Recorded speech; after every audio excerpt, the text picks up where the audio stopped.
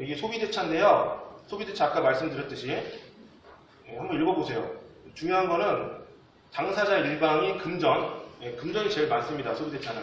뭐 기타 대체물도 있겠지만 금전, 기타 대체물의 소유권을 이전할 것을 약정하고 상대방은 그와 같은 종류 및 그 다음에 뭐 반환할 것을 약정함으로써 그 소득이 생긴다. 그러면 뭐 금전 같은 경우에 이제 그와 같은 종류가 뭐겠어요? 그냥 똑같은 돈이면 된다는 소리죠. 대체물. 돈을 그냥 주면 된다는 소리예요. 그래서 금전은 그냥 돈 빌려주는 거라고 생각하시면 돼요. 이자의 계산 시기.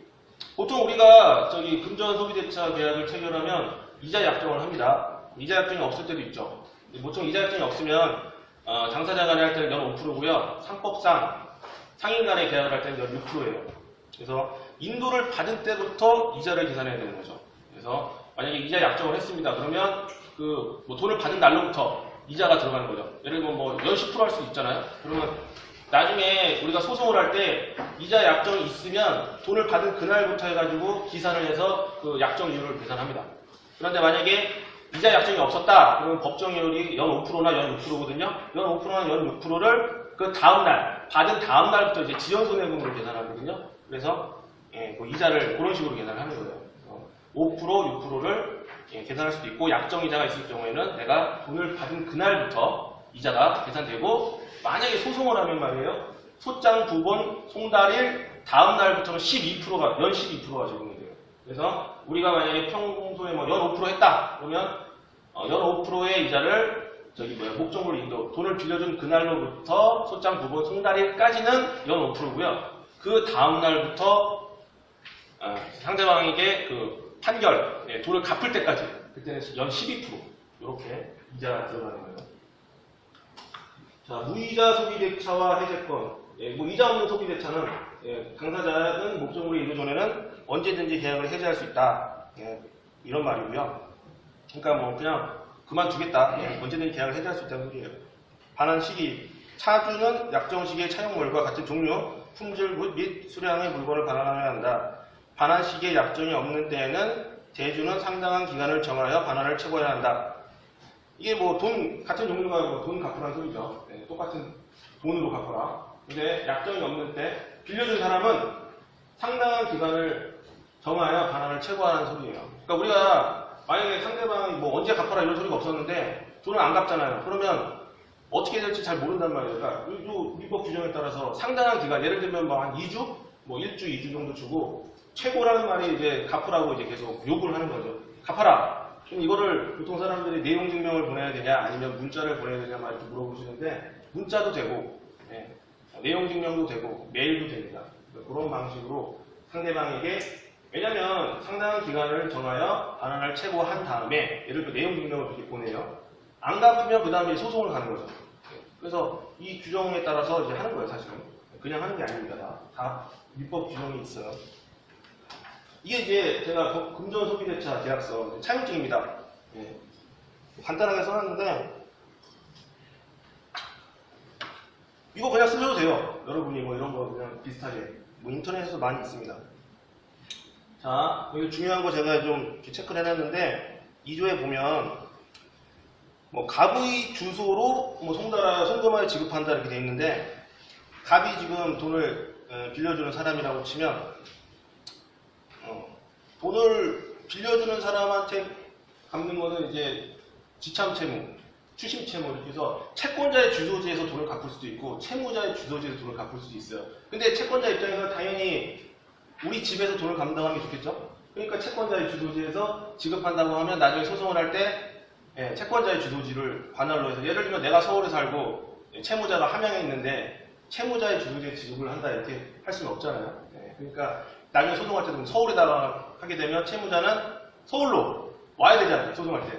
그래서 관할을 정할 때 갑의 주소지를 뭐 이런 식으로 하면 또 좋고요. 아까 말씀드렸던 연 몇 프로 이것도 이제 정하실 수 있죠.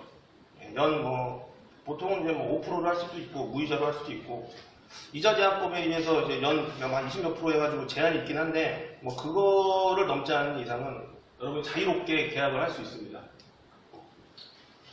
요건 연대보증이라는 얘기인데요. 연대보증제도가 요즘 많이 이제 뭐 한 해 만에 해가지고 말이 많은데 아직까지 민법상을 유효하거든요. 그래서 연대보증 때문에 항상 문제가 많죠. 저도 예를 들면 그 법인 같은 경우에는 법인이랑 계약을 하면 법인이 죽기가 정말 쉽거든요. 예, 법으로 만든 사람이기 때문에 그냥 법으로 죽이면 됩니다. 그래서 법인이 죽으면 이제 돈을 받아낼 데가 없는 거예요. 그래서 제가 대표자 개인하고 이 법인을 하고 계신 분이 있는지 모르겠는데 개인하고 연대 뭐 채무랑 연대 보증을 져라. 그럼 대표자 개인한테도 재산을 우리가 추심을 할 수 있다. 이렇게 말씀을 드려요. 그것 때문에 고생을 많이 하세요. 왜냐하면 법인하고 계약을 했는데 아니 법인이 그래서 좀 편해요. 좀 없애고 만들고 이게 쉽기 때문에 그래서 그게 좀 불안하다면 근데 그렇게 계약하기가 쉽지 않죠. 그래서 연대보증 제도가 있고요. 아까 말씀드렸던 뭐 갑의 주거지 법원 이게 합의 관할이 될 수도 있는 거예요. 그래서 합의 관할을 하면 그게 유효하거든요. 그래서 원래는 저기 채무자 주소지에서 이제 관할이 원칙이에요. 우리가 돈을 주고 돈을 빌려 받으면 그게 채무자 원래는 원칙인데 채권자 주소지에서 관할을 하는 특칙이 있어요. 그런데 이런 합의 관할 문구를 넣어놓으면 만약에 분쟁이 생기면 여기서 해야 되는 거예요. 예, 여기서 도장을 찍었기 때문에. 그리고 이제 첨부 서류로 뭐 인감증명서를 써놨는데 보통 우리가 차용증을 만들 때 인감 당연히 첨부 안 하죠.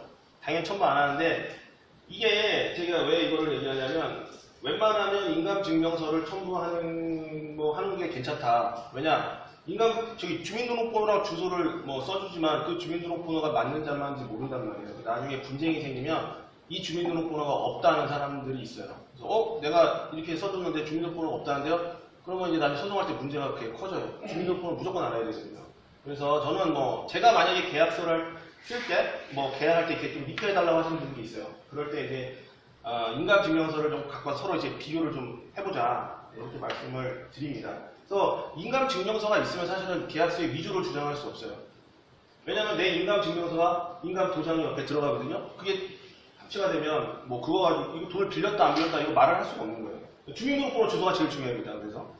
나중에 분쟁이 생겼을 때 항상 주민등록번호가 문제가 되고요. 주소가 문제가 되거든요. 주민등록번호만 알면 사실은 다 찾을 수 있어요. 상대방 주소지도 찾을 수 있고 주민등록번호 초본도 뽑을 수 있고 소송을 해가지고 사실조회하면 됩니다. 그래서 사실조회를 이제 사업자 등록번호를 알면 세무서에 사실조회는 아닌데 과세정보 제출 명령 신청을 해서 받아낼 수 있고 은행 계좌를 알면 은행에 또 이제 신청을 해서 주민등록번호를 알아낼 수도 있는데 어쨌든 기본적으로 주민등록번호를 꼭 알아야지 나중에 소송할 때 편리하고 은행 통장 압류할 때도 주민등록번호가 측정되지 않으면 은행에서 압류를 안 해줍니다.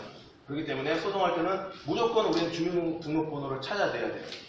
전화번호로도 하긴 하는데 전화번호는 조금 이제 KT, SK 이런 데서 이제 개인정보 보호라고 해서 조금 이제 문제될 때가 있기 때문에 웬만하면 저는 사업자 등록번호나 은행 계좌번호 이런 걸 좀 아시면 좋다.